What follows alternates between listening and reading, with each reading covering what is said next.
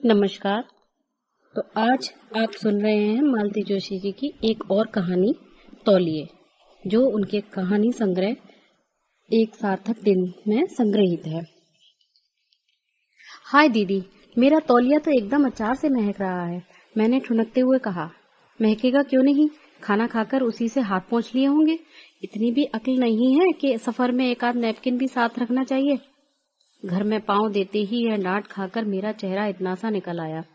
भला हो बेचारे जीजाजी का, सहायता के लिए तुरंत दौड़े चले आए। अरे सुशी, जरा से तौलिए के लिए मन छोटा कर रही है, चल इधर आ। और उन्होंने मुझे ले जाकर एक अलमारी के सामने खड़ा कर दिया।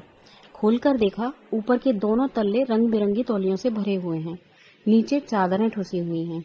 अरे आपने तो दुकान खोल रखी है। चिंता मत करो, तुम्हें फ्री में दे देंगे। लेकिन इतने सारे? अरे पगली, ये तो सिर्फ मेहमानों के लिए हैं, घर का स्टॉक अलग है। मैं विस्फारित नेत्रों से उन्हें देखती भर रही। तुम्हें आश्चर्य क्यों हो रहा है? आश्चर्य नहीं होगा क्या जीजाजी, हम तो उस घर में बड़े हुए हैं जहाँ घर भर के लिए एक ही तौलिया हुआ करता था। अब तो खैर भाभी के आने से व्यवस्था काफी बदल गई है, सबके पास अपने अपने तौलिए हैं। पर अम्मा अब भी इसे फैशन का नाम देती हैं और बाबूजी इसे फिजूल खर्ची मानते हैं। सुशी, दीदी की धारदार आवाज मेरी बात को काटती चली गई। पहले नहा ले झटपट, बात करने के लिए पूरा दिन पड़ा है। दीदी का बाथरूम देखा, सच मजा आ गया। सब कुछ साफ सुथरा जगमग करता हुआ, गर्मा गर्म पानी, खुशबूदार साबुन, धुला धुला तौलिया। सफर की थकान पल भर में उड़नछू हो गई। मैं आंगन में कपड़े फैला रही थी कि दीदी दौड़ी आई। अरे यह क्या, कपड़े क्यों धो डाले? तो क्या हुआ दीदी, हमें तो आदत है। लेकिन तभी मैंने देखा दीदी एकटक बाल्टी को देखे जा रही हैं। क्या हुआ, मैंने घबराकर पूछा। कपड़े इसी में धोए हैं क्या? पगली, यह तो नहाने की बाल्टी है, कपड़े वाली उधर रखी तो थी। सब में चिट लगाकर रख दिया करो ना, हमें कोई सपना थोड़े ही आया था। मैं मन में बुदबुदाई और सर्फ लेकर बाल्टी रगड़ने बैठ गई। मैडम, भूख नहीं लगी है क्या? पता नहीं जीजाजी कब पीछे आकर खड़े हो गए थे, पर गुस्से के मारे मैंने उनकी ओर देखा भी नहीं, बस अपना काम करती रही। उस बेजुबान बाल्टी पर तो तरस खाओ, उसे तो यह सजा दोबारा भुगतनी ही है। मतलब? जब तक खुद नहीं कर लेंगी उन्हें संतोष थोड़े ही आएगा, इसीलिए तो कह रहा हूँ, लीव इट। यहाँ भी किसे शौक चल रहा था, सब वैसे ही फेंक फांक कर उठी और किचन में आ गई। लाइए दीदी, कुछ करवाएं? मैंने औपचारिकता बरती। बस तैयार ही है, तुम एक एक चीज मेज पर पहुंचाती जाओ, दीदी ने कहा और सब्जी का डोंगा लेकर जैसे ही मुड़ी ठिठक कर रह गई। अपने बाल तो बांधो पहले। अभी गीले हैं दीदी। तो क्या हुआ, खाने के बाद खोल लेना। सच, कभी कभी हद करती हैं ये भी। मैं पैर पटकते हुए बाहर आ गई। दीदी का शाही ड्रेसिंग टेबल बेडरूम के पर्दे से झांक रहा था, पर वहां जाने की इच्छा ही नहीं हुई। क्या पता कौन सा कंधा गीले बालों का है और कौन सा सूखे बालों का। हो सकता है शिकाकाई और शैम्पू वाले बालों के भी अलग अलग कंघे हों। मेरा सामान ऊपर अतुल के कमरे में पहुंच गया था। संदूक पर बैठकर मैंने डोलची में से अपनी पाउडर बिंदी लगाई, अपना कंघा निकाला और देर तक गीले बालों को सुलझाती रही। भूख नाम की चीज तो कब से गायब हो गई थी। दोपहर की नींद की खुमारी अभी उतरी भी न थी कि जीजाजी का फरमान जारी हो गया, फटाफट तैयार हो जाओ, उन लोगों ने शाम का समय दिया है। आज ही?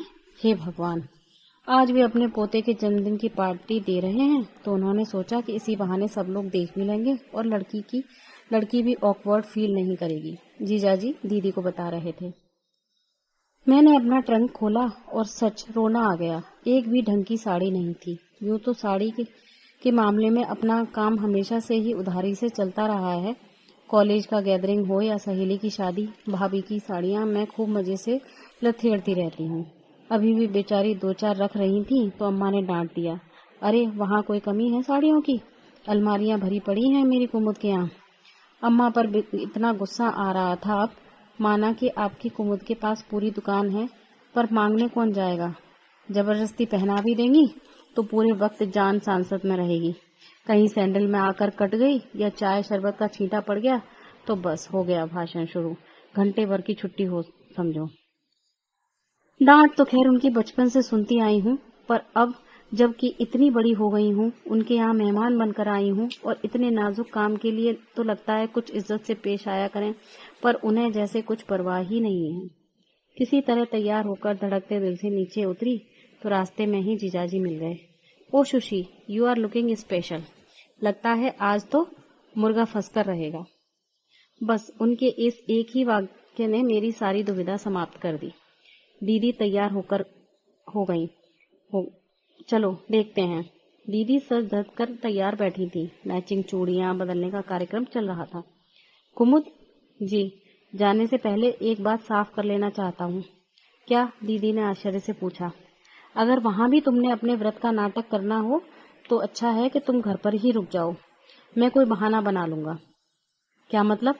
डर के मारे मेरी तो जान ही निकल गई। दीदी साथ न रही तो उतने सारे अजनबी लोगों के बीच मेरा क्या बनेगा? आप बाहर खाती नहीं हैं क्या? मैंने हैरत से पूछा। खाना तो दूर की बात, बाहर पानी तक नहीं पीती हैं ये, जीजाजी ने बताया। अगर मजबूरी में किसी के यहाँ पानी पीना पड़ जाए तो गिलास को इतनी बार ऊपर से नीचे तक देखेंगी कि सामने वाला शर्म से पानी पानी हो जाएगा।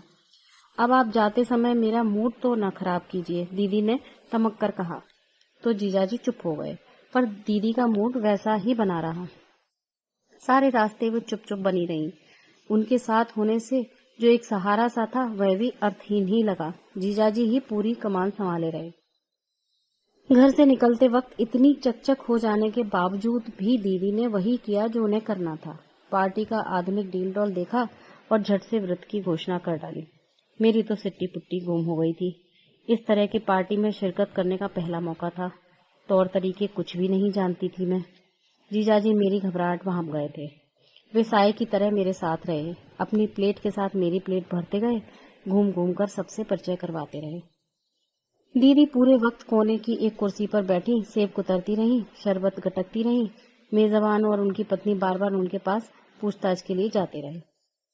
अपने अलमस्त ठहाकों के बीच जीजाजी जब भी उधर देख लेते, उनका चेहरा तमतमा उठता और वे मुंह फोड़ लेते। लेकिन मेजबान से विदा लेकर जैसे ही हमारी गाड़ी सड़क पर आई, उनकी सहनशीलता ने जैसे जवाब दे दिया। फिर तो जो शुरू हुए तो घर पहुंचने तक उन्होंने सांस नहीं ली। दीदी चुपचाप सर झुकाए सब कुछ सुनती रहीं। लगा जैसे यह बमबारी उनके लिए अनपेक्षित नहीं थी। लेकिन मुझे बहुत बुरा लगा। जब मेरे सामने ही ये इतना सब कुछ कह रहे हैं तो अकेले में पता नहीं दीदी के भाग्य पर कभी कभी बहुत रश्क हो आता था।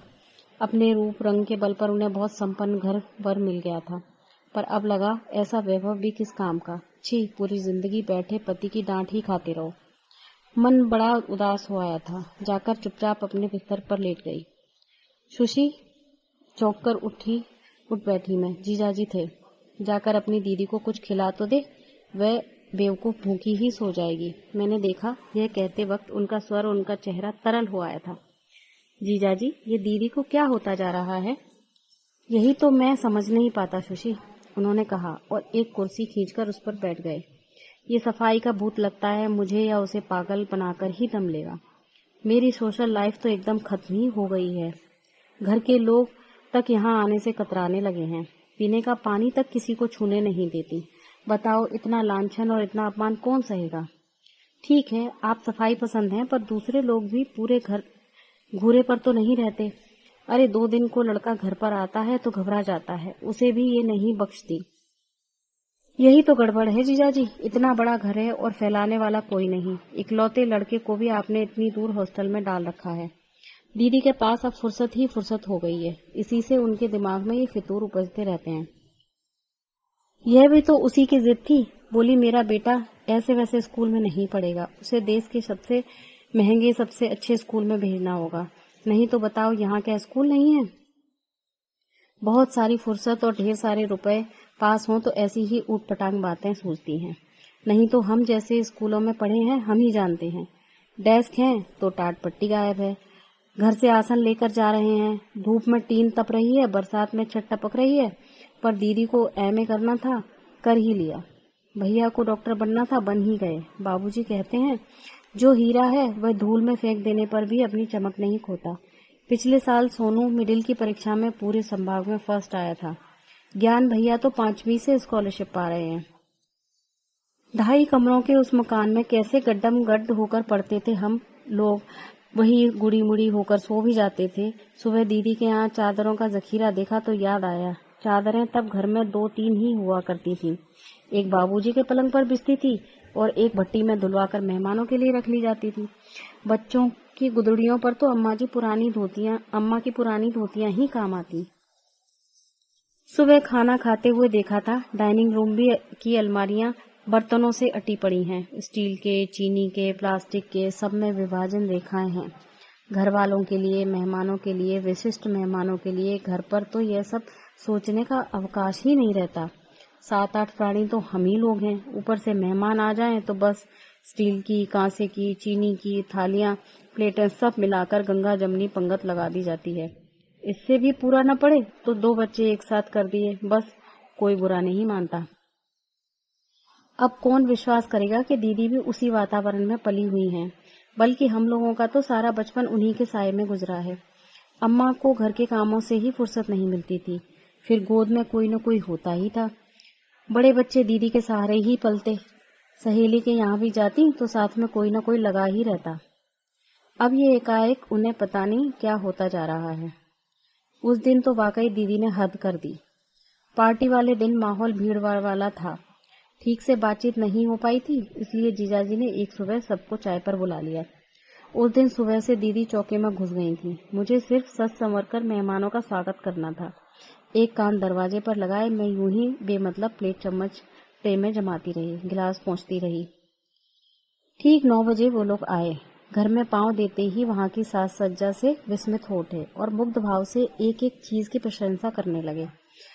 अपनी प्रशंसा से तृप्त होकर और स्वागत का कर्तव्य निपटाकर दीदी फिर से किचन में चली गईं और लोग बाग इत्मीनान से बैठकर गपशप का मूड बनाने लगे। वर महोदय की भाभी और बड़ी बहन साथ में थी। दोनों की गोद में गुलगोथने बच्चे थे जो नीचे उतरने के लिए मचल रहे थे, पर बेचारी संकोच में, असमंजस में उन्हें कसकर थामे हुए थी। आखिर जीजाजी ने ही उन्हें इस दुविधा से उबार लिया। ताश का एक पुराना पैक और 2-4 पुराने शो पीस कालीन पर डाल दिए और बच्चों को छोड़ दिया। बच्चे भी खुश और माँ भी। दीदी जब गोपाल के हाथों नाश्ता लगवाकर बाहर आई तब भारत की विदेश नीति की आलोचना जोरों पर थी। अच्छा ही हुआ कि किसी ने दीदी का चेहरा नहीं देखा, नहीं तो उन्होंने बच्चों को इस बुरी तरह घूरा था कि मैं तो कांप कर रह गई थी। नाश्ता देखते ही सब लोग राजनीति की सूखी चर्चा छोड़कर नाश्ते पर टूट पड़े। दीदी सचमुच गजब की चीजें बनाती हैं। 6-7 आइटम थे, सबके सब घर पे बने हुए। सबने डटकर खाया और जी भरकर प्रशंसा की। 2 घंटे बाद जब वे लोग जाने के लिए उठे तो कमरे की सज्जा देखने लायक थी। सोफे से लेकर मेजपोश तक टमाटो सॉस का छिड़काव हो रहा था। कालीन पर खजुराहो की खंडित मूर्तियां गाजर का हलवा चख रही थीं। पानी के जग में पापड़ का चूरा घुला हुआ था। एक ग्लास टूट गया था जिसे एहतियातन मेज के नीचे सरका दिया गया था। हम लोग उन्हें छोड़ने गेट तक गए। गाड़ी के पास भी 10-15 मिनट तक बतियाते रहे। आखिरकार जब बड़ी भाभी ने देवर को टोका मारा कि यहीं डेरा डालने का इरादा है क्या, तब जाकर गाड़ी स्टार्ट हुई। अतिथियों पर टीका टिप्पणी करते हुए हम खरामा बंगले की ओर लौट रहे थे। देखा गाड़ी फिर लौट आई है। मैं अपना पर्स भूल गई थी, नीता दीदी ने झेपते हुए बताया। सब लोग गाड़ी में बैठे रहे। औपचारिकतावश मुझे ही उनके साथ अंदर आना पड़ा। ड्राइंग रूम में पांव दिया और धक से रह गई मैं। वहां का तो नजारा ही बदला हुआ था। कालीन निकल चुका था, कुर्सियां एक ओर सरका दी गई थीं और गोपाल बाल्टी में पानी लेकर कमरे का पोंछा लगा रहा था। सोफे के कवर निकाले जा चुके थे और एक कोने में खड़ी दीदी उन पर नए कवर चढ़ा रही थी। दीदी को देखा तो याद आया वे हमारे साथ बाहर नहीं आई थी। उन्होंने दरवाजे से ही हाथ जोड़ लिए थे। नीता दीदी के साथ दोबारा बाहर जाने का मेरा साहस नहीं हुआ। उसके बाद क्या हंगामा हुआ है। जीजाजी 2 घंटों तक पागलों की तरह चीखते रहे थे। घर के दरों दीवार भी जैसे उनके गुस्से से दहल उठे थे। मैं तो उनके सामने पड़ी ही नहीं। दिन भर अपने कमरे में दुबकी इस घटना के संभावित परिणाम की कल्पना करती रही। शाम को पूरे 5 घंटे बाद में उतरी। देखा बरामदे में इत्मीनान से बैठी दीदी धोबी के कपड़े गिनवा रही हैं। उन कपड़ों में नैपकिन्स थे, मेजपोश और पर्दे थे, सोफा कवर्स थे और वह तौलिया भी था जिसे मैंने पहले दिन काम में लिया था। इसी के साथ कहानी समाप्त होती है। धन्यवाद।